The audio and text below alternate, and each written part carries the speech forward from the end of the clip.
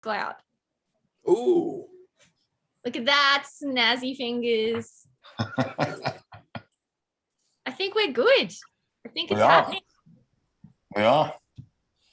And welcome to Lit Balm episode number 57. Wow. And today we have an amazing feature with Mags Webster from Australia, Jennifer Barber from Brookline, Massachusetts, Sharmistha Mohanty from Mumbai, India, and Joel Chace from Pennsylvania. I forget the city, sorry. Lancaster, is it? Lancaster, yeah. Lancaster. Yep. And we're looking forward to this fantastic reading. One of our goals, of course, with Lit Balm is to try and bring the world together, since we're all virtual nowadays anyway. We thought it'd be wonderful, if we could have an Australian, an Indian, an Englishman, South African person, etc. So we're working on building more and more sort of international readings. And yes, this feature today is going to be fantastic. And before we commence with the feature, I'm going to introduce my co-host, Cassandra. Cassandra Atherton is an award-winning writer, scholar of prose poetry, and professor of writing and literature in Melbourne, Australia. Her most recent books of prose poetry are Pre-Raphaelite, Leftovers, and Fugitive Letters. She is currently writing a book of prose poetry on the atomic bomb with funding from the Australia Council. Cassandra co-wrote Prose Poetry, an Introduction, and the Anthology of Australian Prose Poetry. She is commissioning editor for Westerly magazine. We'd love to hear a poem from you today, Cassandra. Thank you. Welcome, everybody. I like that DeWitt said we should have intergalactic kind of readings, I think, to come, because that's the thing I love about Zoom. I wouldn't meet all of you. I wouldn't feel like you were part of my family because I'd be stuck on the other side of the world. So there have been some wonderful things about Zoom, and I hope we keep some of them and obviously get rid of the bad ones. So I am going to read a very short prose poem called Foxed. Once you talked of gibbous moons and longing like air on your tongue. Bright hauntings of light pressed the moments between sleeping and waking. Now poetry opens its foxed pages to the night. I walk through fields of wildflowers, cat's ear, wood crane's bill, lady's mantle, pig nut, and gather snowdrops in the old cemetery. My fox dreams are perforated trails leading me back to your white-tipped city. Jonathan is not here today, but I believe that Mark is going to read for him as well. So I'm going to introduce Mark, and you will hear his dulcet tones for one of Jonathan's selected poems and his own. So Mark Vincennes is an Anglo-Swiss American poet, a fiction writer, a translator, an editor, a publisher, a designer, a multi-genre artist, and a musician. He has published 14 books of poetry, including more recently, Becoming the Sound of Bees, Leaning into the Infinite, The Syndicate of Water and Light, and Here Comes the Night Dust. Vincennes' newest collection, The Little Book of Earthly Desires, and a novella set in ancient China, Three Towers of Tao, or How to Catch a Fortuitous Elephant, are both forthcoming in 2021 from Spite and Dival.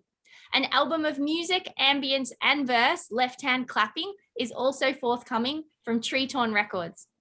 Vincennes is a prolific translator. He's translated from the German, Romanian, and French. He's published 10 books of translations, most recently Unexpected Development by award-winning Swiss poet and novelist Klaus Merz with White Pine, and it was a finalist for the 2016 Cliff Becker Book Prize in Translation. His translation of Merz's selected poems in Audible Blue is forthcoming from White Pine in 2021. His poems have been published in all the best journals, including The Nation, Ploughshares, The Los Angeles Review, World Literature Today, Raritan, Asymptote, and Plume. His work has received fellowships and grants from the Swiss Arts Council, the Literary Colloquium Berlin, the National Endowment for the Arts, the Witter-Britter Foundation for Poetry. Vincennes is editor and publisher of the Stella Mad Hat Press and publisher of New American Writing. This is the bit the regulars love. I love it. It's got a little bit of heart.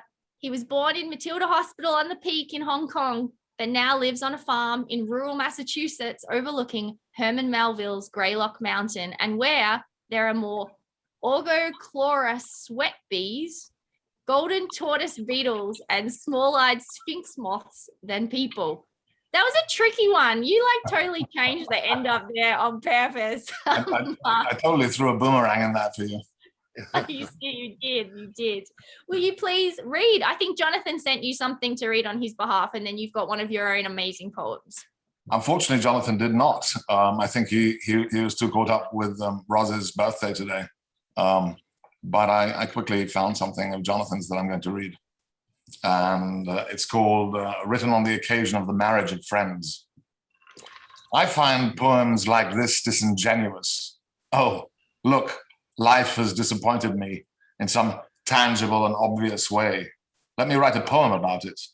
I gently plink, plink, plink, a spoon against this drink. I picture myself in a year at the wedding, shifty-eyed and restless, desiring minimal contact with the other guests. Friends I've known for years drinking very rapidly, perhaps to make an ass of myself, for whatever pleasures that is worth. Maybe not. Perhaps it's no longer my style. No one will remember it anyway. Plink and plink and plink. It's over. It was always over. It was over when it began.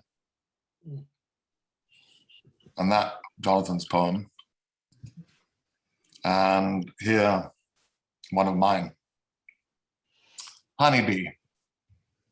La luna de miel, sugared, but malted by infinite small pleasures. An hour is like lightning, like a spinning ball in space, one that's historically pigeonholed. Maybe, but as far as I know, it's a different kind of wind, so ephemeral, even amongst the millions knowing nothing of privilege, something quite unpronounceable, but worth the trouble, a point of light that endures. So you've remarked that the beacon's intermittent flashes are like a heart, right over the spaces where fish are trapped by the billions. My head is confused by all the numbers, but from this height, everything looks beautiful. The land is anchored to the sky, or perhaps the sky to the land. I know you've a mind to roam the forest, even when we're looking into each other. Tiny explosions ring in my ears. I've decided to side with the animals, you say. Even though we're woven of secret atoms, a new world must be less specific. Don't you want to play in the flowers, head first, through all the weathers, gnash your teeth to make the ultimate sugar pill? And this one's called Behind the Smokestack Where the Workers Smoke. It's a prose poem. There is a storm in every eye, you say, drawing on your cigarette, letting the smoke loose through your nostrils. I say, watch how this unfolds. A man arrives in khaki overalls. Name tag says Fred Jones. Fred Jones wipes his nose on some old hanky, coughs, says, hey, I'm Fred. Any of you know where this third lot of coal needs to go? The instructions are a little vague.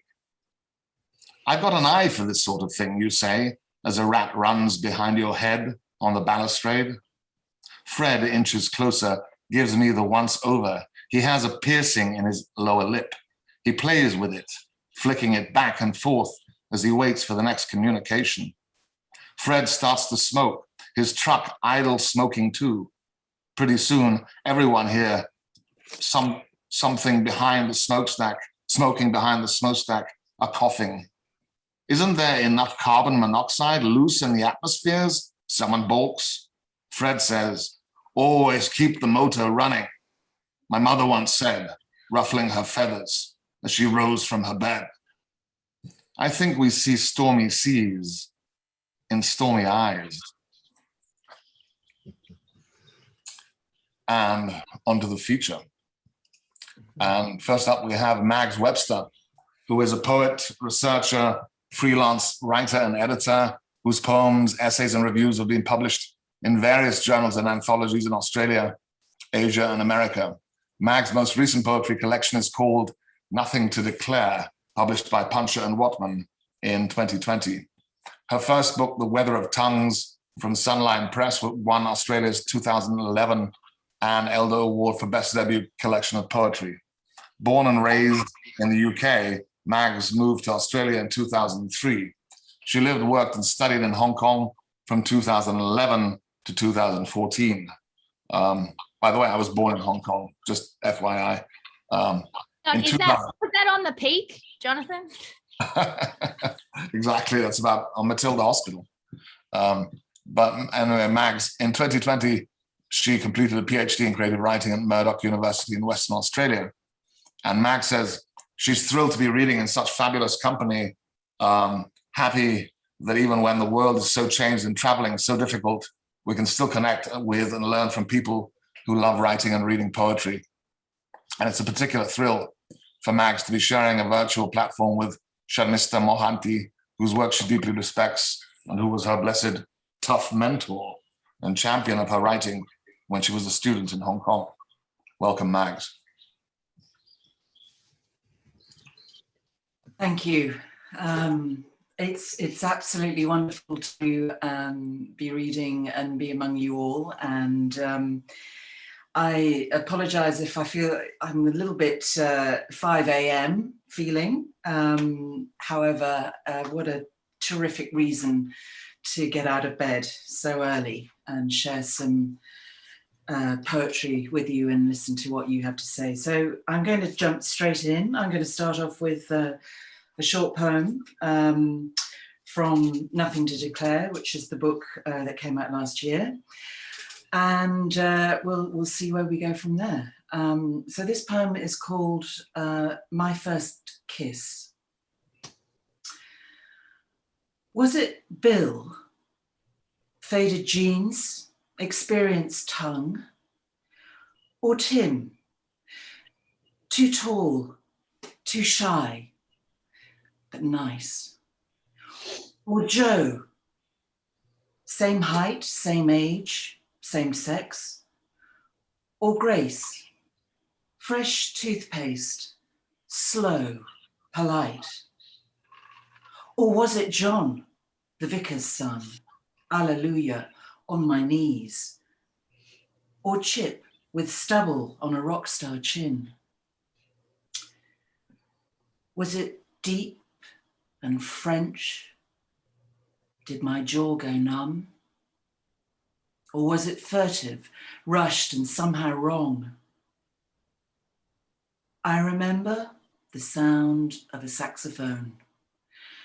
I remember the feeling of flesh leaving bone. When I opened up my eyes, too much light rushed in. So I opened up myself, made the hurting begin.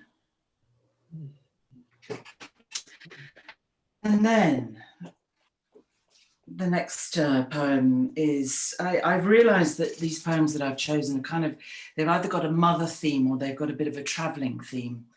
And this next poem is Nothing to Declare, which is the title poem. It describes a particular, for the speaker of the poem, it describes a particular affliction, which maybe is quite useful in these restricted times of travel. Anyway, Nothing to Declare. I thought I'd given up France for good, scoured the Gauloise from my tongue, but I'm avid still for absinthe. I am an addict who does not fight disease so much as battle with the cure. My name is I fall in love with countries, use men as their proxies. At night I spread their bodies out tight, let rivers unravel, plateaus cramp, canyons open up like wounds. I may be exploring different skins, but underneath, their geographies are just the same. The compass needle lurches northwards every time. At first, I traveled in my sleep. Borders aren't patrolled in dreams. I flowed from Italy to Mexico, carrying my cravings like contraband. I dived down under, prized apart the hemispheres with my nomadic need. But it wasn't enough. Waking along the blade of a cold equator. So I shrunk the world to a scarab track, where I roll my lust like a ball of dung from dateline to horizon. Change visas with the swivel of an eye. Invade these realms a month or two, then deport myself. No forwarding address. Not even a scrap of name tag stuck to the teeth of the carousel.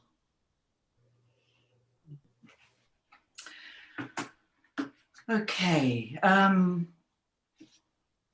I'm going to go into reading a couple of poems which are, I guess, I didn't realize it at the time, but they both have motherhood as a kind of theme or an engine in them. I'm not a mother, but I'm quite fascinated by the myths of Persephone and Demeter, and I seem to bring a lot of seasonal references into my poetry. So this first one is called A Season of Dryness, and I guess probably looks towards the story of Demeter. A Season of Dryness. She who held the seasons in her gift now finds, year round, her mood is autumn, mauve and leaf mould, accent of frost.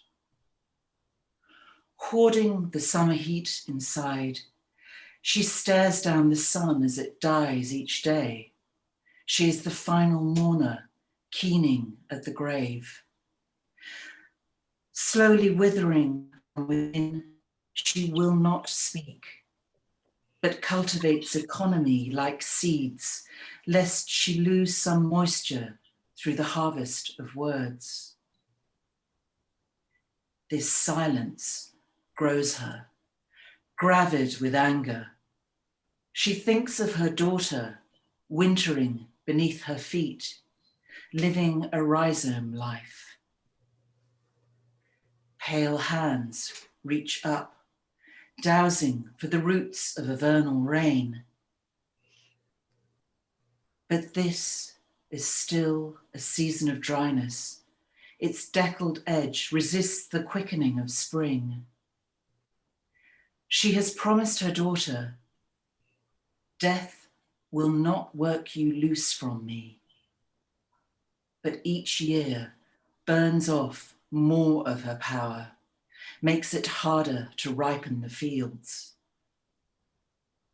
Summer was all she longed for once, but now she fears this stranger, salt-edged and poisoned, nursing a derelict womb, her golden-eared children pounded to dust.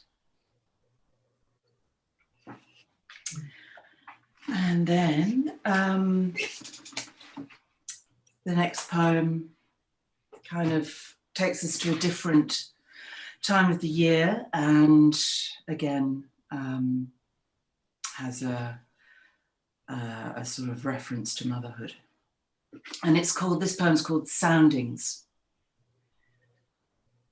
Not cold, but still deep wintered, locked in season slip. Leaves spread dead skies on the ground. Tree roots taking soundings of the earth, search for utterness, what it feels like when we die. Hemisphere recoils from hemisphere.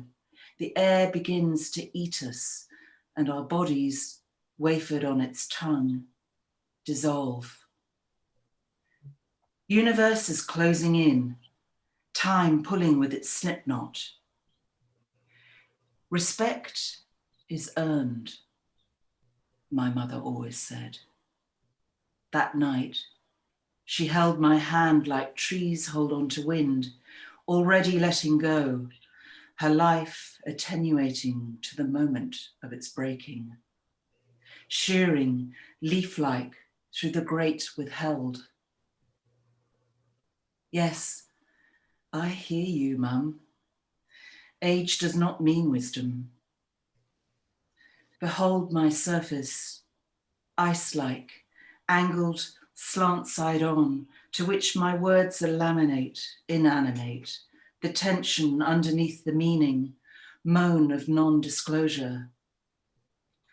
Remember who you are, my mother said, which meant remember who I am and don't disgrace me. So I forgot and did. Age does not mean wisdom. I hold myself like trees hold on to wind, already letting go. Not cold, but still deep wintered, locked in season slip. And I wonder whether I am now up to time. You got one more? One more? I have one more. Rumi is a poet that I've drawn a lot of other poems from. And so this final poem is after a poem of Rumi's called Unmarked Boxes. And Rumi's poem begins, part of the self leaves the body when we sleep and changes shape. You might say, last night I was a cypress tree, a small bed of tulips, a field of grapevines.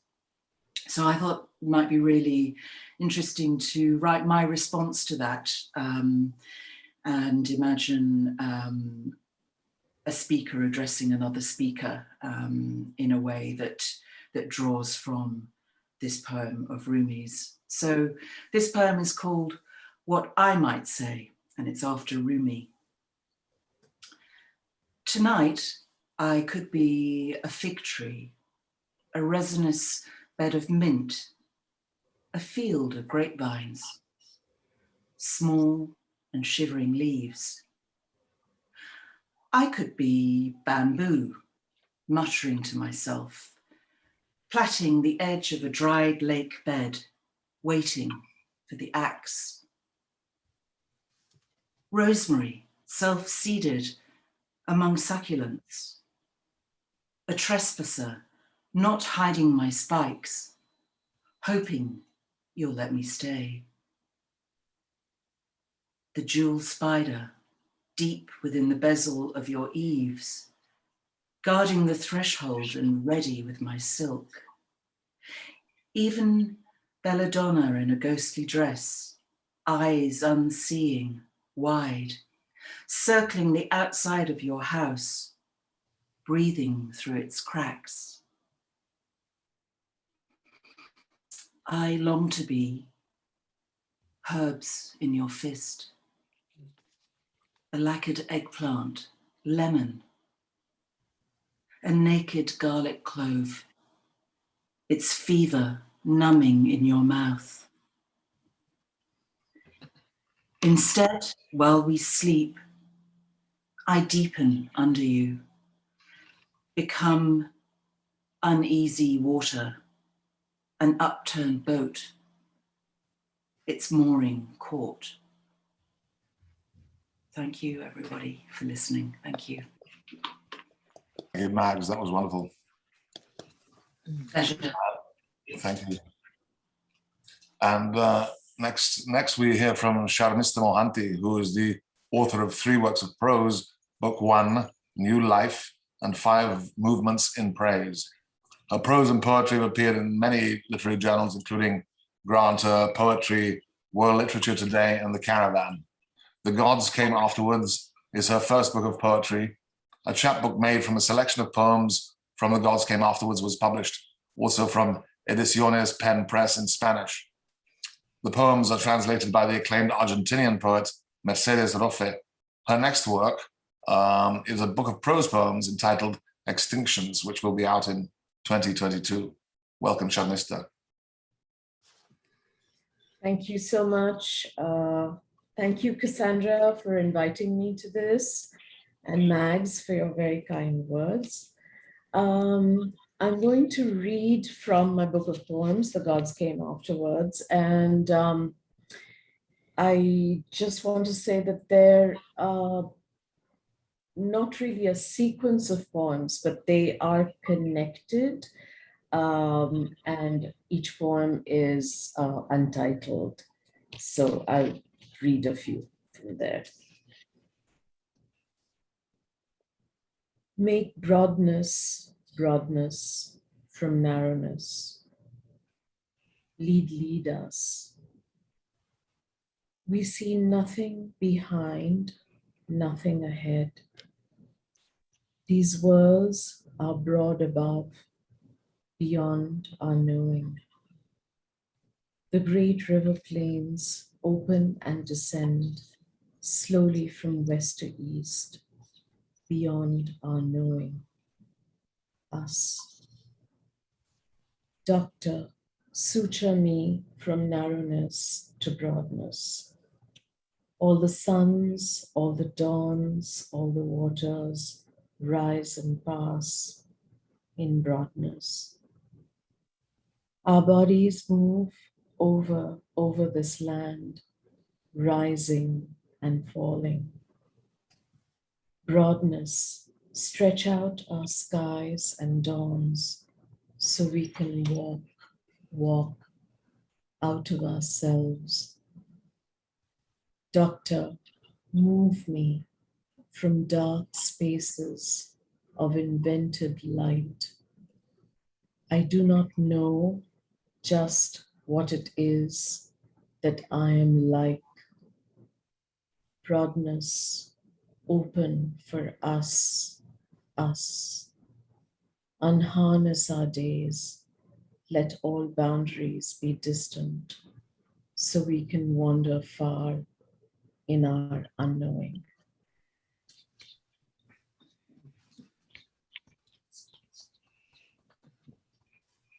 A snake eats a myna head first. Yellow legs extend from the snake's filled mouth. The cattle bellow, tethered to ancient trees.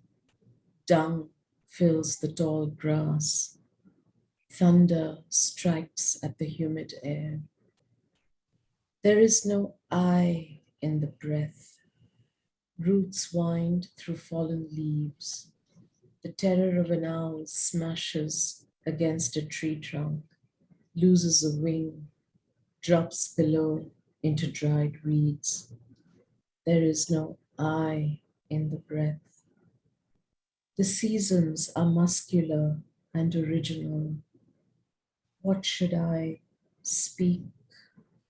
Thunder strikes again and again. What is real must be harvested each day and threshed and ground, put through fire, then eaten.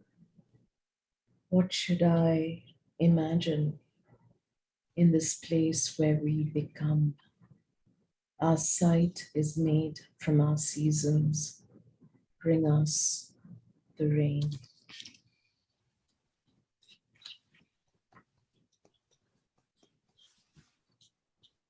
Granaries as long and winding as the shores from which we look at the lit ocean.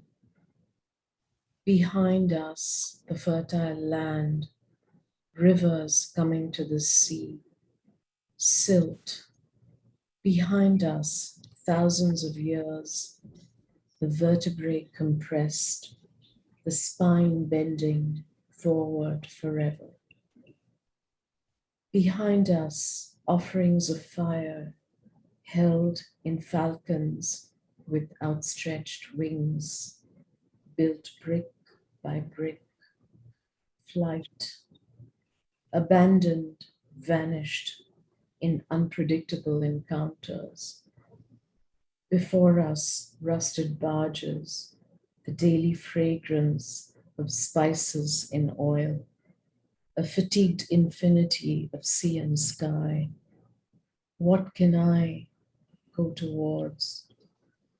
Remote acts, fires kindled on empty clearings, sloping towards the east, chanted word, vigilant thought, dispersed, astral distance wedged in the spinal cord. Behind us, a broad land grown narrow at its very end.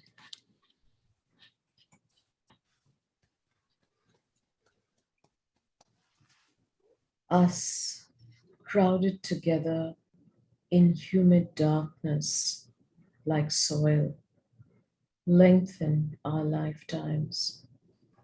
The wet green hills grow evening black, the lamp flames.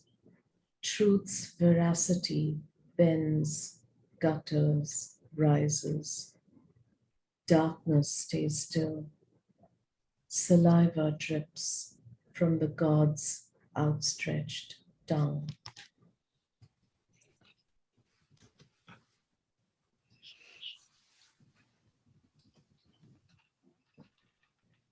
Bring us near, nearer, not further far. Take us close, closer, and build us to soil, gravel, mud. Fold back the excess of cloth so we can weave again. Unmake us.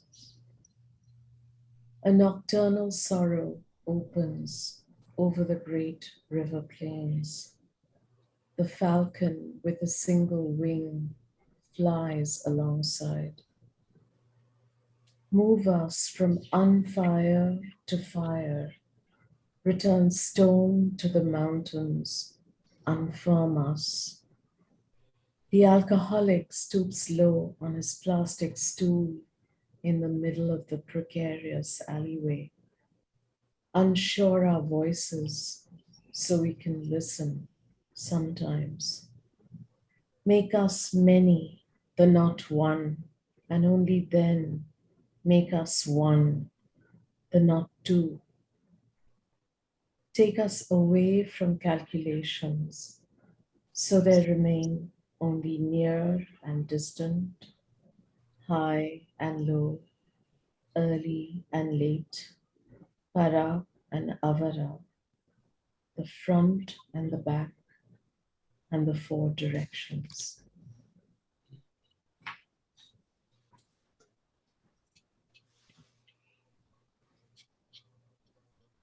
Alluvial broadness, bearing great river plains, spreading in the slow thoughts of animals that graze, converging in the perfect speed of the predator's chase, beginning at each instant, this ancient of days.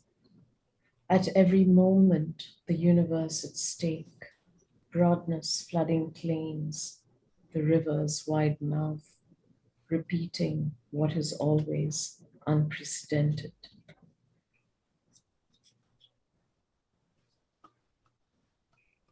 A leopard watches the city at night when roads and homes are made of light. His night vision reaching the city's end, the dark, grieving sea, seen from the denuded hills of his hunger.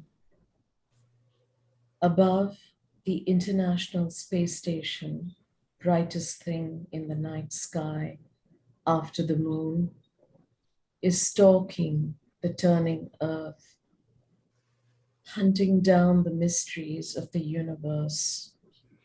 Below, someone clearing the earth,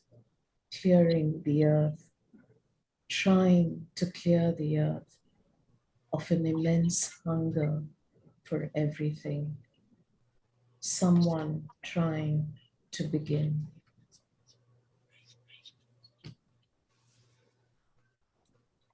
Not the history of a life, never what is personal, always what is outside time.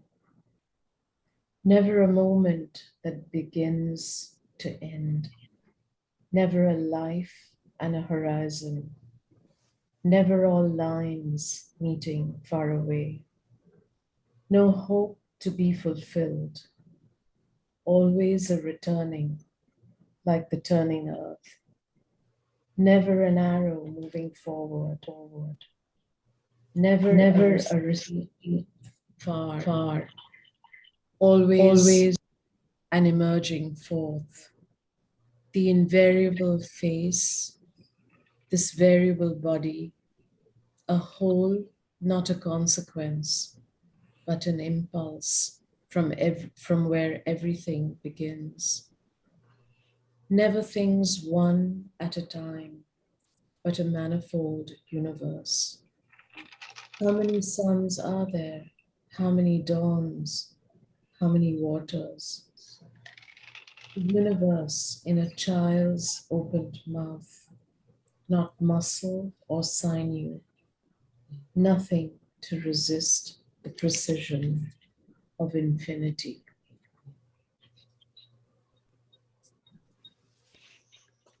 When the fires can no longer be seen, someone has walked far enough.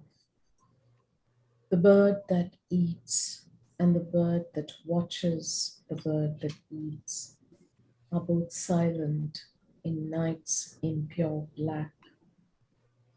The paths into the forest are charred, their length invented by the feet that walk. To be away, to be awake, to be no one. Thank you. Thank you, Sharmistha. That was wonderful. Next, we hear from Jennifer Barber, who was the author of Works on Paper, which was the winner of the 2015 10th Gate Prize, published by The Word Works, and also Given Away and Rigging the Wind, both published by Core Press, and the first of which was the winner of the 2002 First Book Prize. Her collection, Given Away, was translated into French by poet and translator Emmanuel Merle, and published as Délivrance de la Rambourg from Libre Editions in France. She is founding editor of Salamander, a magazine for poetry, fiction, and memoirs, and she served as editor-in-chief from 1992 to 2018, long time. She was scholar in residence at Suffolk University from 2004 to 2018, teaching literature and creative courses, including poetry writing workshops. She's taught at Bradford College, the Brookline Adult and Community Education Program, and at Wellesley College. Welcome, Jennifer. Thank you. And thanks to you, Mark, and you, Cassandra, for hosting tonight. And it's a pleasure to read with Mags, Sharmistha, and Joel. I'll mostly read poems from Works on Paper. I'll read 5 poems, and the first one is called Trope. Morning emerges like a long egg from a hen. A gazelle is wearing antelope pants. The clouds are baby goats. The clouds have hooves. I take my glasses off, the better to see you with, and the leaves in front of the sun.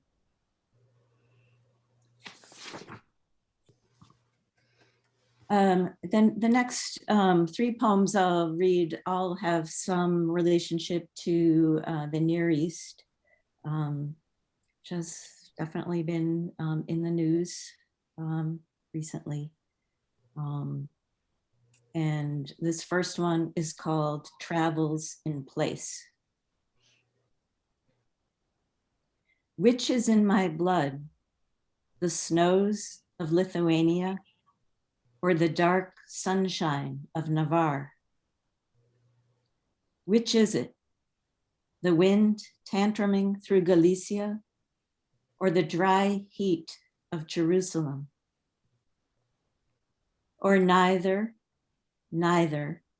Maybe my blood only knows the airless New England summer falling to winter again, snow and rain and cold blue days and stiff puritanical clothes. Instead of the cedars of Lebanon, the dogwood waiting for spring, oak, maple, beech, blue spruce and white pine. Maybe blood is a fiction. Maybe I only know the snow that falls without a beginning or end from every window of the house.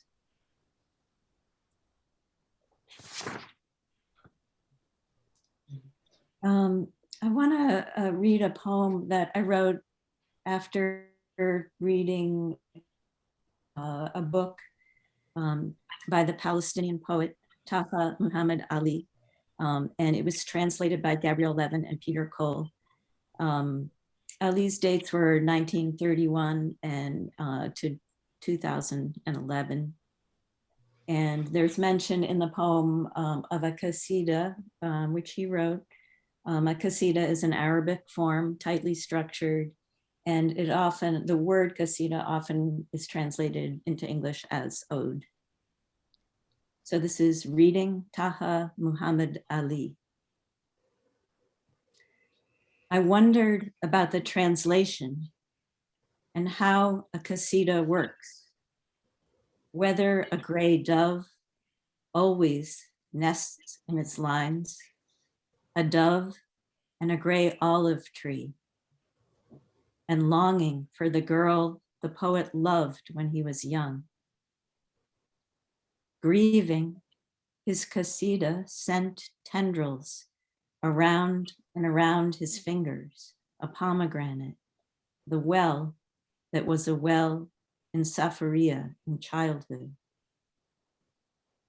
Reading, I couldn't tell if saying qasida would still the traffic on the street below, if my tendency to mourn would let me eavesdrop on the red mourning dove settled in a patch of sun on my neighbor's roof, if the plea I thought I heard was a plea or something else that knows to alight and leave all at once.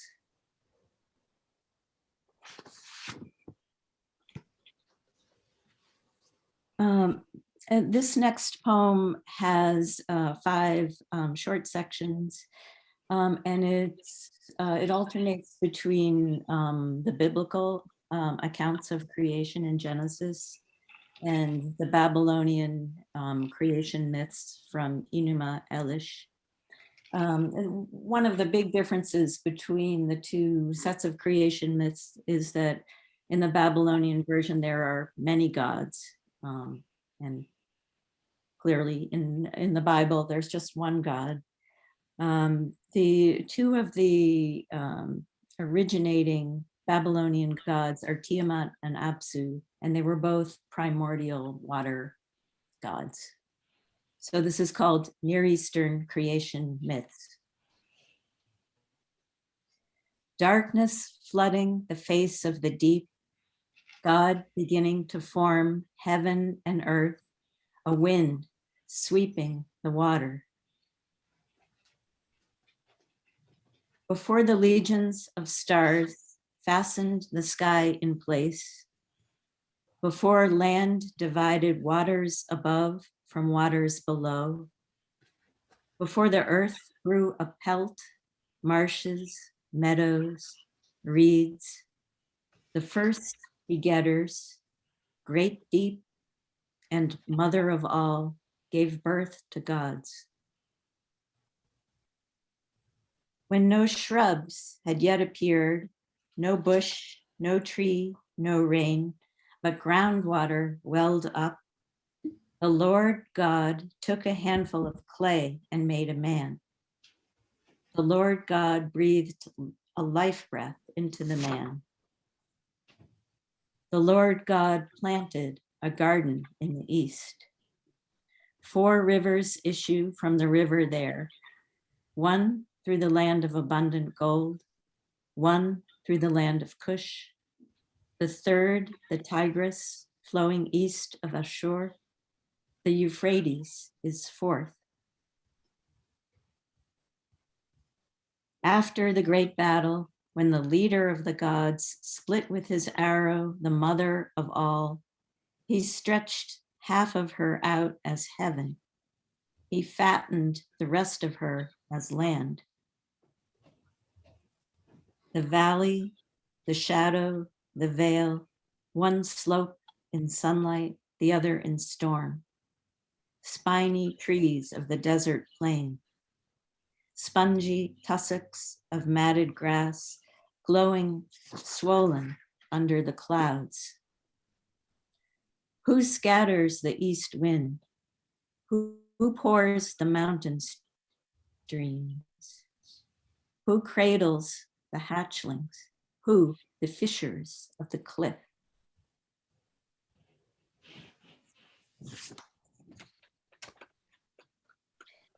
And the last poem I'll read is a poem about my father towards the end of his life. And he had several months when he knew he was dying. And this is called Last Photograph. The look on his face isn't acceptance, isn't fear, neither a need to be among his children gathered, nor a desire to be alone. It's more like disbelief, through which the sharp intelligence is like light through glass, unable to come to a stop. Thank you. Thank you, Jennifer. Wonderful reading. And next we hear from Joel Chace, who's published work in print and electronic magazines such as Erasio, Otolith's Word for Word, and Golden Handcuffs Review. His most recent collections include Humors from Paloma Press, Threnodies from Moira Press, and Fata Morgana, just released from Unlikely Books. Welcome, Joel. Thank you all. It's a pleasure. I'm quite humbled. After my fellow readers, I'm tempted to say the end, but I think I've been contracted to read myself. So this coming Tuesday will be a book launch for Fata Morgana. So I might not read much from that tonight.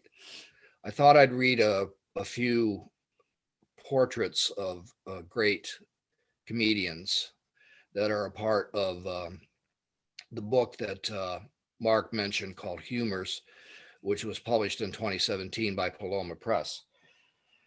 I tried to thicken, if that's the right word, these portraits,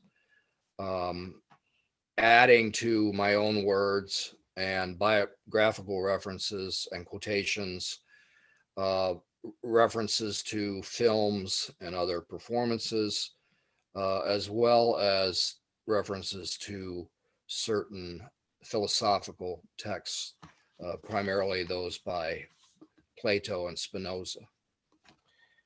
And I do have to put my glasses on now at this uncertain age of mine. First portrait is Stan Laurel. You probably know that Oliver and Hardy were affectionately referred to as the boys, and that Babe is a nickname that Laurel had for Oliver Hardy. Stan Laurel. His wife enters the restaurant and seats herself just behind and to the side of Stanley and his hefty male companion. If not poor, I might have heard the 50 drachma course. Syntax swims up from the seabed of the soul. The bottom's fallen out of everything but you. Can you imagine me singing that to Babe? The boys have stolen the wife's liquor bottle, taken it to the rainbow room and finished it off. They are holy demons upon earth, beneficent, averters of ills, guardians of mortal men. Yes, TV is wonderful, a part of our lives, certainly a godsend. So much happiness and pleasure into homes. Then it is with unstoppable laughter of gods that the boys inform the wife they have killed her booze. I have discovered a hive of wisdom. Well, rather ridiculous and yet plausible. If I am not careful, before tomorrow's dawn, I shall be wiser than I ought to be. While Babe was getting ready to take it, I went into that saloon on the left. Was he mad when he developed it and found out I wasn't there? Which wasn't booze at all, the wife tells them, but cold tea.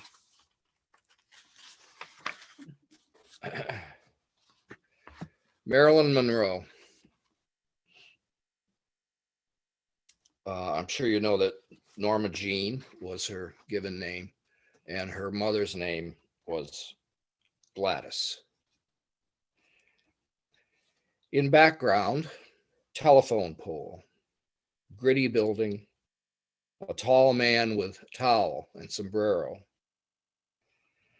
Things which have nothing in common cannot be understood, the one by means of the other, wrote Baruch, publicly banned grinder of lenses. All I see is one big varicose vein. Daughter and mother in foreground, sitting on sand. 3 years old, Norma Jean scrunches her eyes and points ahead, outside the frame. Whereas the only truth substances can have, external to intellect, must consist in their existence because they are conceived through themselves. Gladys, in profile, stares down at her daughter as if trying to comprehend her, so that what and all they share is that scowl of curiosity, especially when one is tired, hurt, and bewildered. The more reality or being a thing has, the greater the number of its attributes. But you can't curl up with it on a cold night. Mom's Mabley. He was so old, he was older than his birthday. Justice is charity of the wise. Loretta Mary Aiken. He was so ugly, he hurt my feelings. Then mine is right called beauty. Still going on. Hold on.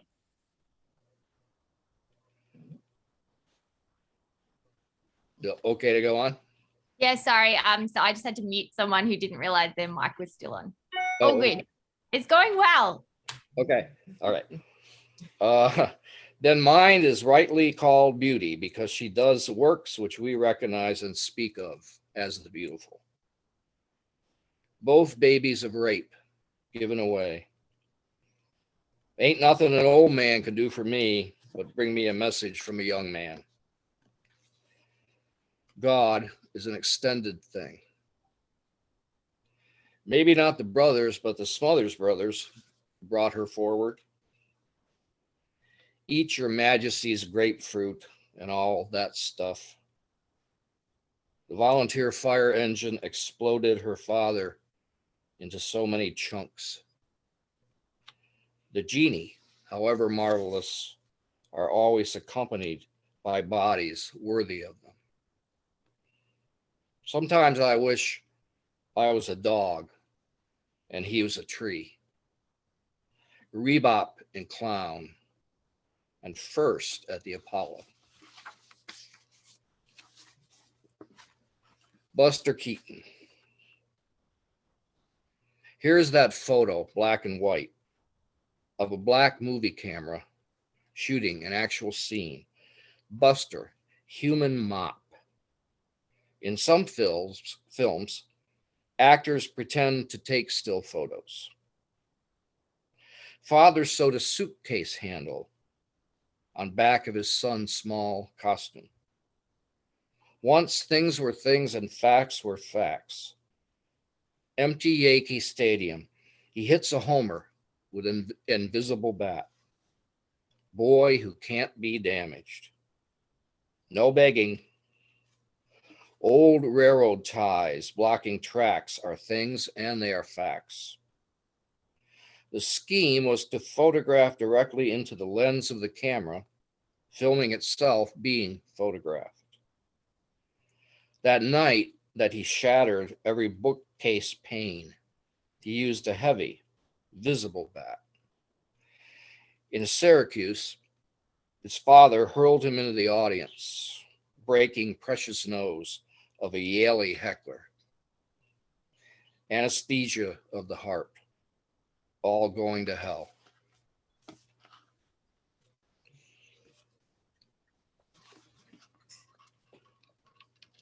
Gracie Allen.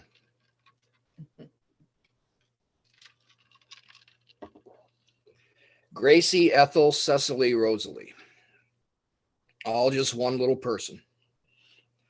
Salt and pepper shaker, pepper and salts, so she'd be right every time she got mixed up. Make it sound like you've never said it before. Long light and winds reach across Western Sea, across bay, over weary little ones. Wynn is a secretary, not a secretary. Poor, burned, and withered arm. Presidential candidate of the surprise party. When it's a writing desk. From contented cows. 3 days later, finally, he confessed she confused him with that other man. Avoid overconfidence. You learn more and more about less and less. The president of today is, finally, you'll know everything about nothing. Merely the postage stamp of tomorrow.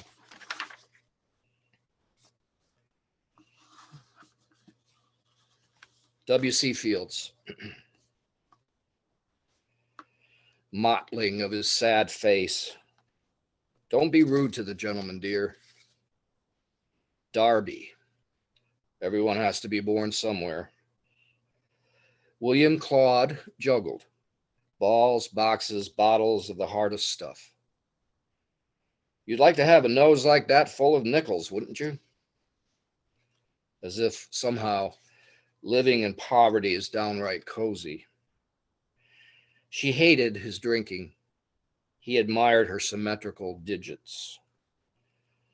Under fretting Wonder Sea, there was a fountain with toy boats in it and body of a 2-year-old boy. Self-contained. Shall I bounce a rock off his head? $50,000 in liquor, crated up like a wharf. Respect your father, darling. What kind of a rock?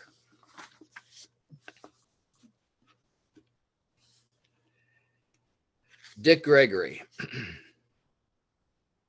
Matter arranged by divine wisdom must be essentially organized throughout. I know the South very well. I spent 20 years there one night. He'd been a track and field star. In other words, substance does not constitute actual being of man. Racism, prejudice is so fragile that you cannot suspend it. So anything I can suspend is not real in the first place. February 2015, his star on Walk of Fame. God is a thinking thing. I know if Humphrey Bogart's mother had took some mashed potatoes that white folks wasn't going to eat next day, he wouldn't pray over it. To add little to little is worthwhile. You know damn well why it took so long. I've been a bad boy. So they will pursue their questions from cause to cause till at last you take refuge in will of God. In other words, sanctuary of ignorance. Because Jesus Christ, if I'd have been on that cross with some serious power, them white dudes would have had heads about the size of lemon, humps in their back, and club feet.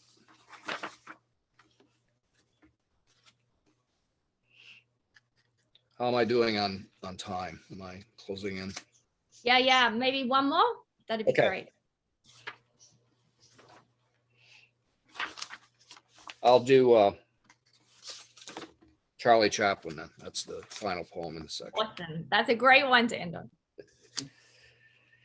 In those credits, Charlie's a factory worker and food is everything. Pray, observe how I gallop away when I get on smooth ground. Paulette Goddard, look up. He himself, celluloid spooling through the machine.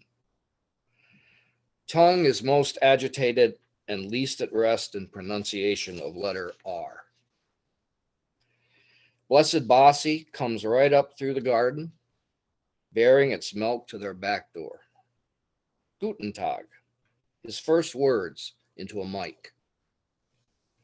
Letter P is used in words introduced by the giver of names to imitate what is windy. Blindfolded, he skates to abyss and back, except for all those extra curlicues. In liquid movement of letter L, expression of smoothness. He feared that by talking, he'd become just one more comedian. For the name giver was a great enemy of stagnation, to that which hindered flux. Episteme, meaning just motion of soul, accompanying the world, which, once he's bumped it off his bum, he holds whole in his hands until it explodes right in his puss. Let's go, he says, and they get up and go. Thank you.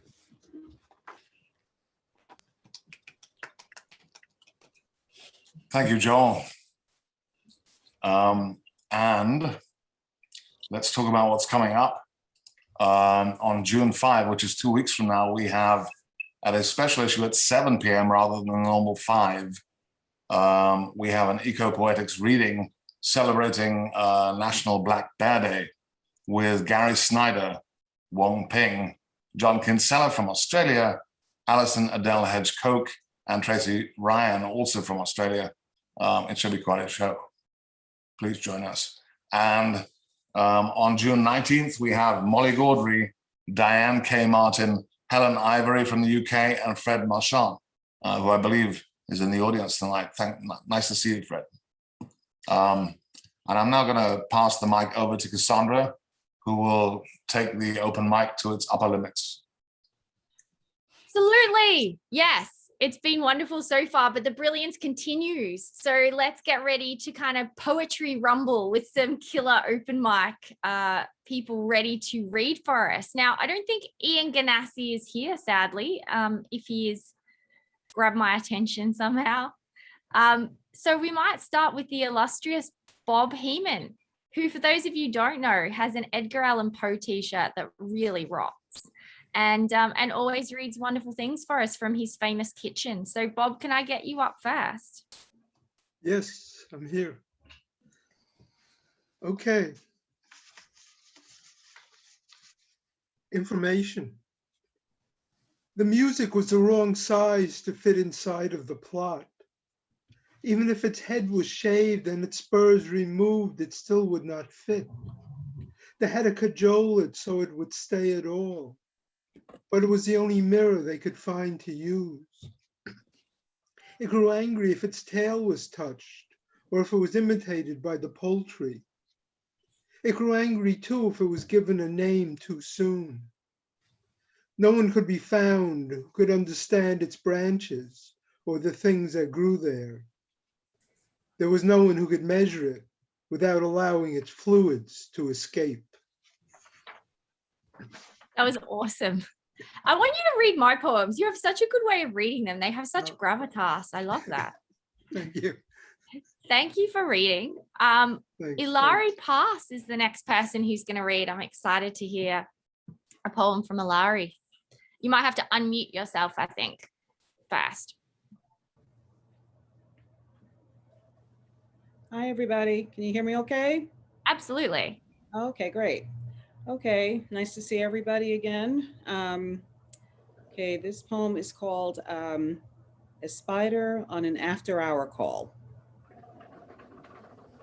The woman, not her desire, is like the spider when she takes unto herself a frail house. If only her lover knew, she'll wait for the moon to pry open the night. Her web will flash silver sparkles, an allurement to destruction.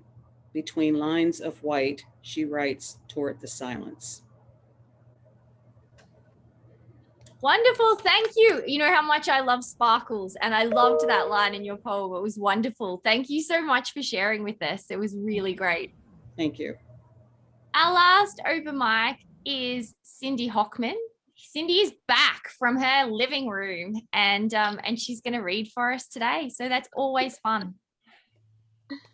Thank you, Cassandra. I don't know if you'll like this poem because it's not a prose poem. It's a list poem, and it's about my hometown because a lot of people are reading about places, and I love poems of place.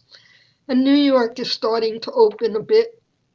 So this is a poem from my hometown. It's called My City is Full of. My city is full of exercise and errands. My city is full of statistics and ballistics. My city is full of blooming flowers and Bloomingdales. My city is full of crud and neurosis. My city is full of hard hats and mimes. My city is full of lunch pails and catcalls.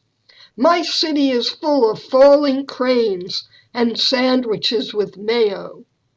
My city is full of clocks and cops and cabbies. My city is full of benches and stenches. My city is full of denim, venom, and donuts. My city is full of bridges, bullets, and beggars. My city is full of glasses, shoes, and teeth. My city is full of galleries, salaries, and calories. My city is full of groins and gills and gullets and gush and splatter.